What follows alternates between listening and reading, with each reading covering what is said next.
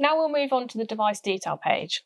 This page gives you a more detailed view of individual devices and allows you to look at their historical data.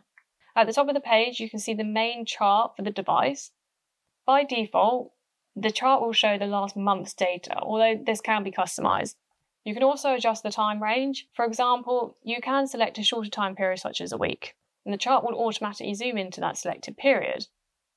You can also adjust the time frame manually by clicking and selecting the tools along the bottom of the chart. This allows you to focus on very specific sections of data if needed, and you can also choose which readings are displayed on the graph. For example, if you only want to view temperature readings, you can turn the other datasets on or off. Below the graph, you can view the complete reading history captured by the device.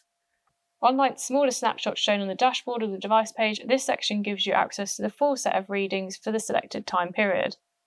There's also a summary section available. This provides additional device information in more detail, including device configuration and probe information.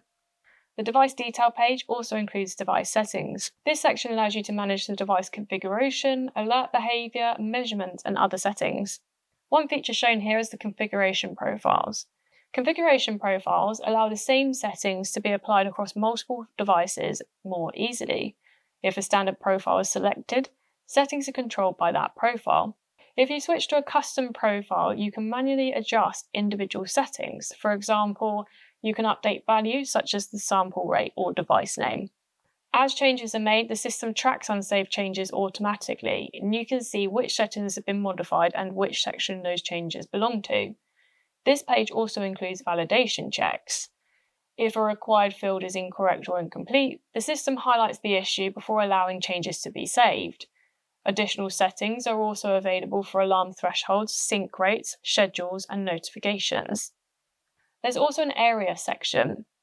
This allows devices to be assigned to locations or areas. The system supports hierarchical area structures, which is useful for larger organizations managing multiple locations or departments. Once changes are saved, they are directly applied to the device.